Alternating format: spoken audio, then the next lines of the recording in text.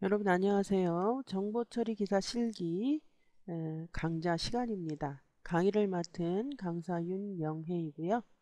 자, 이번 시간은 첫 번째 시간으로 요구사항 확인의 현행 시스템 분석하기 제목으로 내용을 우리가 살펴보도록 하겠습니다.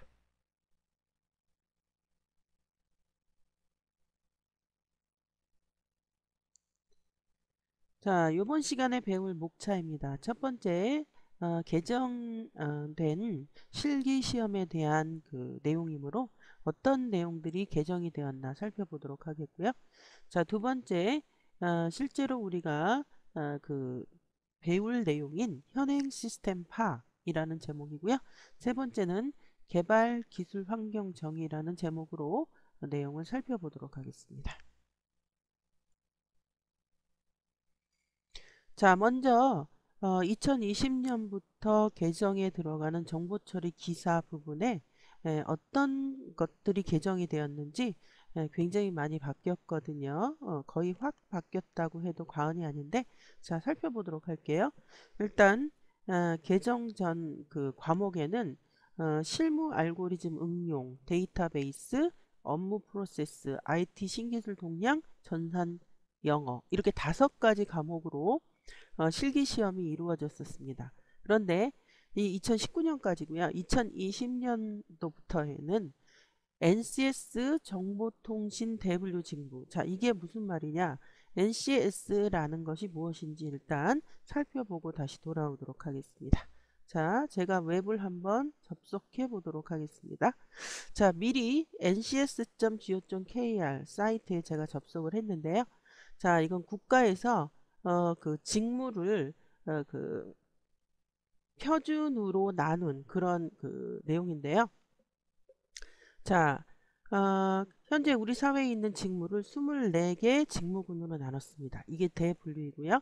자, 우리 정보처리 기사 실기 부분은 바로 이 대분류의 정보통신에 들어갑니다. 자, 한번 들어가 볼까요? 자, 정보통신에 들어가 보면 중분류가 나옵니다. 기술과 통신기술과 방송기술이 있는데 우리는 정보기술입니다. 들어가 볼까요?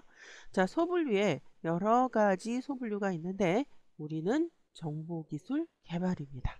자, 정보기술 개발에 보면 이렇게 많은 세분류가 있어요.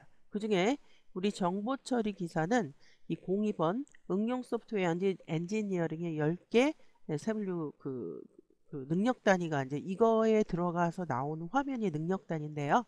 10개의 능력 단위가 있고요. 4번에 1개 능력 단위, 6번에 1개 능력 단위. 그래서 10개, 1개, 1개, 그래서 12개의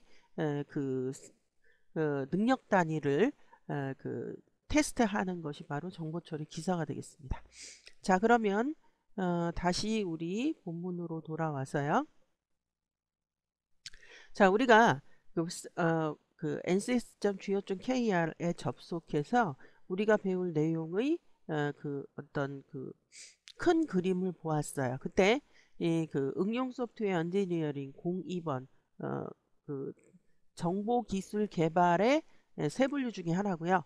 DB 엔지니어링, 보안 엔지니어링을 들어가면 자, 응용 소프트웨어 엔지니어링 안에는 요구사항 확인에서부터 데이터 입출력 구현 이제 세어볼까요? 하나, 둘, 셋, 넷, 다섯, 여섯, 일곱, 여덟, 아홉, 10개의 능력 단위에 대해서 나오겠다라고 산업인력공단에서 이 고지를 했었고요.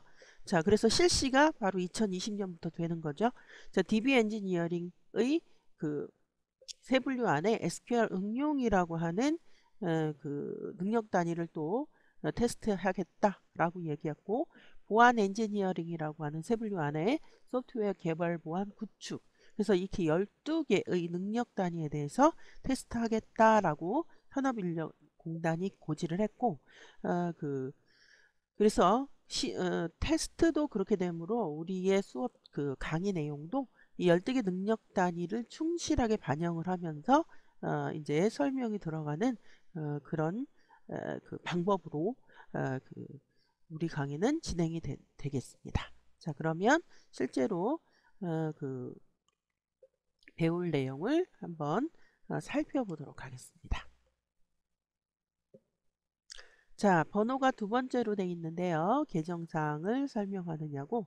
자, 현행 시스템 파악의 개요. 그래서 우리가 실제로 그 정보 기술에 대한 개발을 하기 위해서는 먼저 일단 그 현행 시스템을 파악하는 것이 중요한 내용이다. 그래서 이 현행 시스템 파악의 그 능력 단위는 앞에서 보았던 제목 부분 한번 가볼까요? 자, 제목 부분을 가보면 뭐라고 돼 있냐면 요구사항 확인이라고 하는 그 능력 단위 그 제목입니다. 그 안에 현행 시스템 분석하기라는 다시 능력 단위 요소가 있어요. 그거에 대한 그 내용이 바로 이 1강이 되겠습니다. 자, 그러면 요구사항 확인이라고 하는 그 능력 단위고 그 안에 세 가지의 능력 단위 요소들이 있는데 그 첫 번째 강의를 바로 제가 1강에서 그 지금부터 같이 살펴보도록 하겠습니다. 자, 현행 시스템 파악 안에 다시 그 작은 제목인 현행 시스템 파악의 개요가 있는데요. 자, 현행 시스템 파악의 정의 및 목적이 뭐죠? 그렇습니다. 그 정보 그 기술을 그러니까 개발 어떤 시스템을 개발하기 위해서는 현행 시스템을 파악해야 한다라는 거죠. 그래서 어떤 하위 시스템으로 구성되어 있는지, 제공하는 기능이 무엇인지, 시스템들끼리 어떤 정보를 주고받는지, 그리고 어떤 기술 요소를 사용하고 있는지, 그리고 사용하고 있는 현재 소프트웨어 하드웨어는 무엇인지, 그리고 네트워크 구성은 어떻게 되어 있는지 이것을 파악하는 활동이 바로 현행 시스템 파악의 정의라고 볼 수 있겠습니다. 자, 목적은 왜 한다고요? 개발을 위해서 하죠. 즉 이후 그 향후 개발하고자 하는 시스템의 개발 범위, 그다음 이행 방향성 설정에 도움을 주는 것이 바로 현행 시스템 파악의 목적이라고 할 수가 있겠습니다. 자, 그러면 현행 시스템 파악 절차를 또 살펴보도록 하죠. 자, 일단 세 단계로 구분이 되는데요. 자, 현행 시스템의 구성, 기능, 인터페이스 현황을 파악하는 게 첫 번째고요. 두 번째는 아키텍처와 이제 구조라고 보시면 되겠고요. 소프트웨어 구성 현황이고요. 자, 세 번째는 하드웨어 및 네트워크 구성 현황. 자, 이렇게 세 단계를 거쳐서 현행 시스템을 파악하게 되겠고요. 자, 그것을 다이어그램으로 나타난 거예요. 앞에서 1단계, 2단계, 3단계 구성기능 인터페이스, 그 다음에 아키텍처 소프트웨어, 하드웨어 네트워크. 자, 이렇게 현행 시스템의 파악 절차를 다이어그램으로 그려보았고요. 자, 현행 시스템의 구성 현황에 대해서 앞에서 이제 그 각각 단계별로 할 때, 자, 구성 현황이 앞쪽에 있었어요. 자, 현행 시스템 구성 현황은 조직의 주요 업무를 처리하는 기간 업무, 주요 업무죠. 그 다음에 이를 지원하는 지원 업무로 구분하여 기술한 것이고요. 자, 현행 시스템 구성 현황식 그 작성 시 고려사항, 각 업무에 속하는 단위 업무 정보 시스템들의 명칭, 주요 기능들을 명시함으로써 조직 내 존재하는 모든 정보 시스템의 현황을 파악하도록 하는 것이 바로 그 고려사항 중에 하나라고 볼 수가 있겠습니다. 자, 기능 현황이요. 자, 기능 현황 정의는 단위 시스템, 단위 업무 시스템이 제공하는 기능을 기술한 것으로서 고려사항은 자, 주요 기능과 하부 기능으로 구분해서 계층형으로 구분해야 한다는 것 기억하시고요. 자, 이번에는 인터페이스 현황입니다. 앞에서 1단계에서 계속 이런 설명들이 있었죠. 인터페이스 현황 정의요. 단위 업무 시스템이 다른 단위 업무 시스템과 주고받는 데이터 종류, 데이터 형식, 프로토콜, 연계 유형, 주기 이런 것을 명시한 것을 인터페이스 현황이라고 정의를 하고 있고요. 자, 그러면 인터페이스 현황 작성 시 고려사항은 무엇인가? 자, 어떤 형식으로 데이터를 주고받는지, 자, XML이라고 하는 형식인지, 자, 이것은 그 데이터 교환 형식 중에 하나죠. 자, 고정 포맷인지 가변 포맷인지. 그 다음에 어떤 통신 규약. 자, TCP, IP. 인터넷의 통신 규약이죠. 그 다음에 X.25를 사용하고 있고, 자, 연계 유형. 그래서 EAI-FEP. 줄여서 나와서 조금 여러분들이 잘 모를 수가 있는데, 자, 여기에 보시면, 자, EAI는요, EAI는 Enterprise Architecture Integration. 그 다음에 우리나라 말로는요, 기업 애플리케이션 통합. 뭐, 요렇게, 그, 번역을 하는데요. 기업 내 필요한 여러 어플리케이션이 있을 텐데 이런 각종 어플리케이션 간의 상호 연동이 가능하도록 통합하는 솔루션, 그런 해결 프로그램이라고 보시면 되겠고요. 자, FEP는요. 메인프레임의 통신 제어를 위해서 설계된 전용 컴퓨터라고 보시면 되겠습니다. 자, 되었고요. 자, 그러면 현행 시스템의 아키텍처 구성도도 앞에서 우리가 살펴봐야 할 그런 내용 중에 하나라고 설명을 했었고요. 자, 기간 업무를 수행하기 위하여 계층별로 어떠한 기술 요소들을 사용하고 있는지 최상위 수준에서 그림으로 표현한 것 정도이고요. 자, 현행 시스템의 아키텍처 구성도 작성 시 고려사항, 단위 업무 시스템별로 아키텍처가 다른 경우에는 가장 핵심되는 기간 업무 처리 시스템을 기준으로 한다라는 게 고려사항이 되겠습니다. 자, 그래서 요 그림은 바로 우리 능력단위 교재에 나와 있는 그림을 그대로 제가 실었는데요. 전자정보 모바일 공통 컴포넌트 적용 아키텍처 예시. 그래서 전자정보 프레임워크 3.0 버전 3.0에 대한 그런 큰 아키텍처 예시에 대한 그 그림이고요. 자, 여기에 보시면 뭐 그 표현계층 프레젠테이션 티어. 그래서 이쪽에 보시면 화면 부분이죠. 여기는 웹에. 그 다음에 실제로 여기에 보면 작은 단위로서 이렇게 나타내 있고요. 자, 요거 전체적인 그림을 다 설명하기에는 좀 역부족이고요. 아, 이런 식의 그림이 모듈 교재에 있었구나. 자, 정도 여러분들이 지금은 그렇게 이해하시면 되겠고요. 자, 그러면 넘어가 보도록 하겠습니다. 자, 현행 시스템 아키텍처 소프트웨어 계속 지금 보고 있는데요. 자, 소프트웨어 구성도입니다. 앞에서 기능 몇 가지 요소 있었죠? 인터페이스 뭐 이런 것들. 자, 소프트웨어 구성도 정의를 보시면 단위 업무 시스템의 업무 처리를 위해 설치되어 있는 소프트웨어들의 제품명, 용도, 라이센스 적용 방식, 라이센스 수, 이것을 명시한 겁니다. 자, 사용자 PC에 관한 그런 그 소프트웨어 그 명시고요. 단위 업무 서버에 대한 또 소프트웨어 명시고요. 단위 업무 DB 서버에 대한 또 소프트웨어 명시입니다. 자, 계속 넘어가 보도록 하죠. 자, 시스템별 소프트웨어 현황 및 작성 예시 중에 하나인데요. 기간 업무, 단위 업무 A라는 어떤 그 업무 중에 하나를 이렇게 예를 들어서 했고요. 자, 소프트웨어 제품명 아파치, 톰캣, 마이에스큐엘 뭐 이런 소프트웨어 제품명을 직접 썼고요. 자, 용도는 WAS. 자, 웹 어플리케이션 서버를 줄여서 WAS라고 하는데요. 자, 요거랑 MySQL은 데이터베이스. 자, 라이센스 적용 방식은 뭐 오픈소스와 뭐 아파치 라이센스, GPL 또는 상용 요거에 대해서는 다른 모듈 교재에서 또 그 능력 단위에서 상세히 또 나오는 경우가 있고요. 자, 여기는 라이센스 수는 여기다 표현을 안 해놨네요. 자, 아파치와 톰캣은 그 웹 서버 프로그램이죠. 웹 서버 프로그램. 예, 그래서 그 웹 애플리케이션 서버 용도로 쓰인다 이렇게 돼 있고요. MySQL은 데이터베이스에 가장 잘 알려진 또 그런 데이터베이스 프로그램이죠. 자, 그래서 시스템별 소프트웨어 현황 및 작성 예시 지금 보고 있고요. 자, 소프트웨어 구성도 작성 시 고려사항입니다.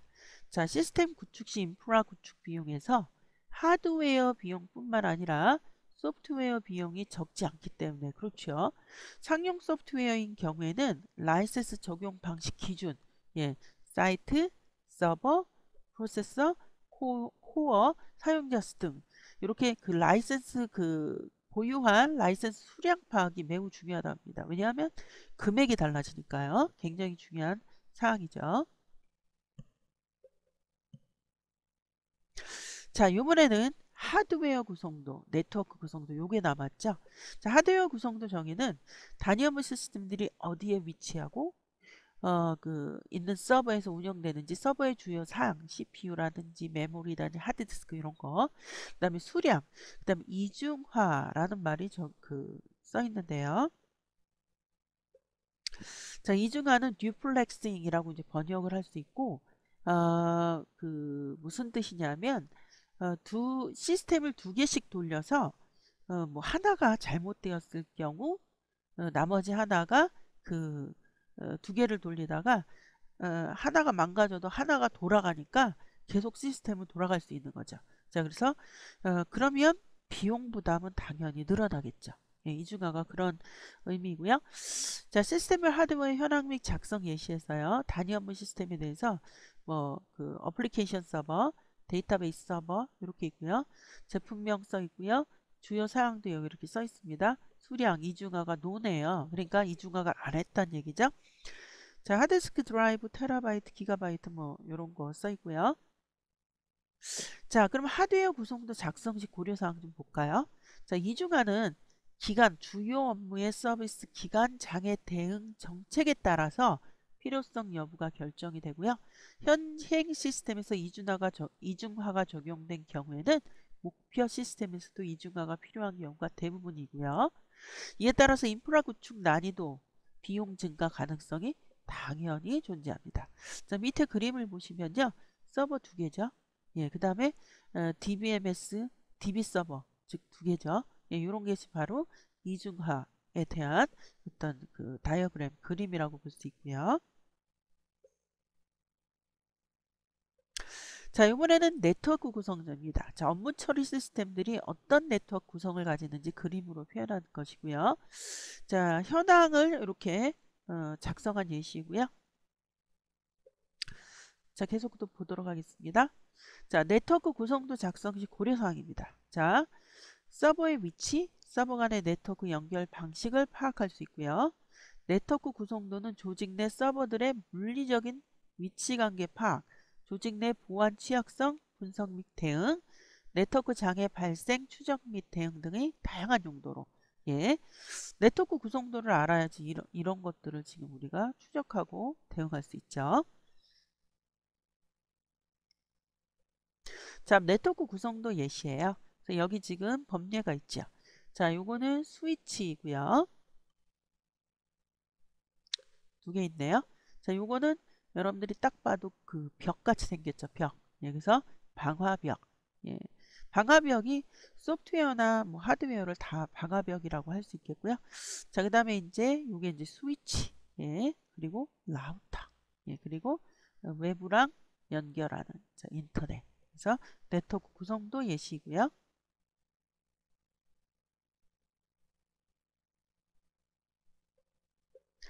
자, 개발기술 환경 정의입니다. 자, 개발기술 환경을 정의할 때 그림처럼 운영체제, DBMS, 미들웨어, 오픈소스. 자, 운영체제, 데이터베이스 매니지먼트 시스템, 미들웨어, 오픈소스 순으로 살펴보고요. 자, 미들웨어에 대해서는 기술하지 않고요. 여기 능력 단위에서는 웹 애플리케이션 서버, WAS, 예, 를 선정할 경우 고려할 사항들을 기술하고 오픈소스 사용 시 주의할 사용, 저작권 정보 뭐 이런 것들을 지금 설명한다라고 돼 있고요. 자, 개발 기술 환경 정식 고려 사항입니다.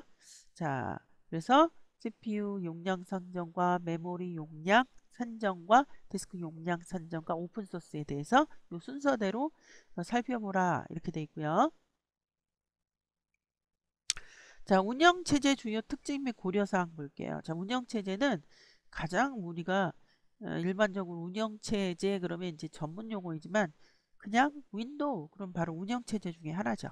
자, 하드웨어와 소프트웨어 리소스를 관리하고 자, 프로그램을 위한 공통 서비스를 제공하는 소프트웨어를 우리는 운영체제라고 합니다. 자, 운영체제 종류 좀 전에 제가 말씀드렸죠. 윈도우, 그 다음에 유닉스, 리눅스, iOS. iOS 뭐죠? 예, 애플에 들어가는 운영체제죠. 애플사에서 만든 기기에 들어가는 아이폰, 예, 안드로이드, 예, 삼성에서 만든 기계, 예, 또는 그 외에도 많죠. 예, 자, 갤럭시에 들어가는 OS죠. 자, 그래서 그 종류 및 특징 좀 보았고요. 자, 운영체제 종류 특성 여기 이렇게 표로 정리해 놨어요. 자, 윈도우즈는 MS, 유닉스는 자, 저작자가 이쪽이고요. 리눅스는 자, 리누스 토발스 뭐 이런 그 분이 있고요. 자, 그다음에 iOS나 애플, 안드로이드는 구글. 자, 그다음에 그 자, 그 디세서 그래서 OS2 그다음에 그 유닉스, 리눅스 커널 뭐 그래서 요 내용들이 지금 여기 써 있고요. 비용 및 라이센스 부분도 같이 써 있네요. 자, 주요 용도. 윈도우는 개인용 PC 압도적으로 개인용 PC죠. 유닉스는 그 안전성 하면 유닉스입니다. 안정성. 자, 그다음에 자, 리눅스 중대 규모, iOS 이거 스마트폰 역시 안드로이드 스마트폰입니다. 자, 그래서 운영체제 종류 특성 살펴보았고요. 자, 고려사항입니다. 정보 시스템 구축 시 운영체제 관련 요구사항을 식별할 때 고려할 사항은 자, 신뢰도, 성능, 기술 지원, 주변기기, 구축 비용에 대해서 여러분들이 고려해야 되겠고요. 자, 일반적으로 리눅스 기반 시스템이 하드웨어, 소프트웨어 소유 비용이 가장 적게 소요가 된다고 합니다. 자, 유지 관리 비용 측면에서는 윈도우즈 기반 시스템이 강점이고요. 자, 안정하면 앞에서 제가 뭐라 그랬냐면 유닉스라고 말씀드렸습니다. 자, 신뢰할 수 있는 대용량 또 유닉스예요. 자, 32비트 운영체제에서 4기가 메모리 액세스 가능하고요. 64비트 운영체제에서 4기가 메모리 이상의 액세스가 가능하고요. 구체적인 단계는 운영체제 종류 버전 따라 다르고요. 자, CISC. 자, 이거는 설계 방식이죠. CIS 설계 방식은 인텔사 X.86 아키텍처 기반 칩이고요. 자, 윈도우즈와 리눅스 운영체제로 설치하고요. 자, RISC 설계 방식은 바로 유닉스라고 합니다. 자, HP, 자, 인텔이 협력해서 만든 아이테니엄 아키텍처 64 칩은 또 여러 운영 체제를 지원한다라고 하고요. 자, RIS 설계 방식 적용된 ARM 칩은 스마트폰이나 태블릿에 주로 채용이 되고 iOS, 안드로이드 폰이 운영 체제가 지원이 된다고 합니다. 자, DBMS 주요 특징 고려사항 굉장히 중요한 내용이거든요. DBS는 그 앞에서 말한 MySQL 잠깐 나왔었죠. 자, DBMS의 정의는 사용자 다른 애플리케이션 데이터베이스 상호작용해서 데이터를 저장하고 분석하기 위한 컴퓨터 소프트웨어 애플리케이션이고요. 중요한 건 데이터베이스를 뭐 생성하고 조회하고 변경, 관리 이런 것들이 바로 DBMS가 한다라는 그런 설명이고요. 자, DBMS 종류 특징 한번 볼게요. 자, 일단 오라클. 여러분 오라클 하면 지금은 자바라는 언어가 오라클사로 넘어갔죠. 예. 자, 원래부터 오라클 사건은 아니고요. 자, 오라클 하면 가장 강력한 안정적인 그런 DBMS로 예, 알려져 있고요. 자, IBM의 DB2라는 것도 있고요. 마이크로소프트 하면 MS SQL. 여기에 보면 그 MS SQL이라고 표기하진 않았지만 지금 SQL 예. 자, MySQL 앞에서 잠깐 설명했죠? 자, SQLite. 자, 최근에 각광을 받고 있는 몽고DB. 자, 요런 그 언어들은요. 그러니까 언어가 아니죠. DBMS들은요. SQL이라고 하는 DB 언어를 사용합니다. 그런데 이 몽고DB에는 여기 있죠. NoSQL. SQL을 사용하지 않아요. 예. 최근에 가장 각광을 받는 그런 NoSQL 그 DBMS가 많거든요. 그 중에 하나고요. 자, REDIS 이런 SQL도 그러니까 DBMS도 있다고 합니다. 각각 저작자와 비용 라이센스 주요 용도 여기 나와 있고요. 자, 정보 시스템 구축 DBMS 관련 요구사항 식별할 때 고려사항입니다. 가용성과 성능과 기술 지원과 상호 호환성, 구축 비용 등등 고려하셔야 되겠고요. 자, 이번에는 미들웨어의 주요 특징 고려사항 보도록 하죠. 자, 미들 여러분들 이거 미드, MIDDL이잖아요. 중간이란 얘기죠. 우리 중학교 할 때 미들 스쿨 이러잖아요. 자, 운영 체제와 소프트웨어 애플리케이션 사이의 위치. 그래서 미들웨어입니다. 예. 그래서 소프트웨어는 애플리케이션에게 운영 체제가 제공하는 서비스를 추가 및 확장해서 제공하는 컴퓨터 소프트웨어를 미들웨어라고 하고요.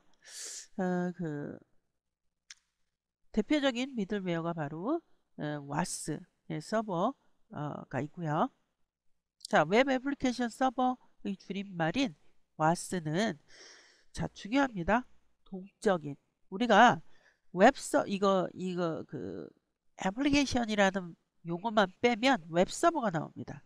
자, 웹서버랑 와스랑 좀 많이 비슷하면서 다른데 가장 큰 특징이 바로 동적이라는 게 다른 겁니다. 자, 그래서 동적인 웹사이트, 웹 애플리케이션, 웹 서비스 개발 지원하기 위해 설계된 소프트웨어이고요. 데이터 접근, 세션, 트랜잭션 관리를 위한 라이브러리를 제공하고 있습니다. 자, 애플리케이션 서버의 종류가 이렇게 지금 많고요. 자, 벤더, 라이센스 주요 용도 예, 참고하시면 되겠고요.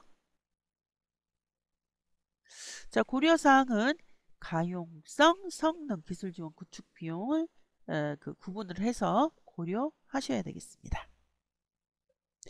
자, 오픈소스 사용에 대한 그 고려사항은 오픈소스는 소스 코드를 공개해 누구나 특별한 제한 없이 그 코드를 보고 사용할 수 있는 오픈소스 라이센스를 만족하는 소프트웨어를 오픈소스라고 합니다. 자, 고려사항 라이센스 종류, 사용자 수, 기술의 지속 가능성 등을 고려해야 되겠고요. 자, 한국저작권위원회의 그 사이트를 참조하시면 되겠다라고 여러분들이 보시면 되겠고요. 자, 시스템 용량 산정에 대한 내용입니다. 시스템을 구축하기 위해서 필요한 하드웨어 규모는 자, 이제 좀 이따가 다시 설명할 드릴 텐데요. 한국정보통신기술협회의 정보 시스템 하드웨어 규모 산정 지침 관련 내용에서 CPU 용량, 메모리 용량, 디스크 용량을 산정할 수 있습니다. 자, 수행 부분, 우리 능력 그 단위 부분에는 수행이라는 부분이 있는데, 자, 이것은 이제 기술 환경 정의를 위한 자료를 요구 사항을 파악하기 위해서 일단 자료를 수집하고요. 그 다음에 조사 자료 분석 및 개발 기술 환경을 결정하고요. 자, 그 다음에 디스크 용량을 산정하는데 여기서 제가 설명드릴 거는 자, 일단 산정 절차를 걸쳐서 이렇게 한국정보화진흥원에서 엑셀 파일로 이런 그 앞에서 본 그 내용들을 우리가 산정할 수 있게끔 이렇게 파일을 제공하고 있다고 합니다. 그래서 쉽게 그 산정이 되겠고요. 자, 요구사항 정의서 목표 시스템 구성대 반영한 후 검토하시면 되겠습니다. 자, 이번 시간을 정리하는 연습 문제를 풀어보도록 하죠. 현행 시스템 파악의 정의가 아닌 것. 자, 여기 슬라이드 4번에 여기를 보시면요. 그 번호 4번. 현행 시스템을 운영하는 사람들을 파악하는 활동은 아닙니다. 시스템을 파악하는 활동이 현행 시스템 파악이고요. 자, 연습 문제 2번입니다. 현행 시스템 파악 절차 중 수행해야 할 활동들을 3단계로 구분했었죠. 1단계에 해당하는 거는 구성, 기능, 인터페이스였어요. 자, 1번 답하시면 되겠고요. 자, 요번 시간 여기서 마치도록 하겠습니다. 수고하셨고요. 다음 시간에 다시 뵙도록 하겠습니다. 수고하셨습니다.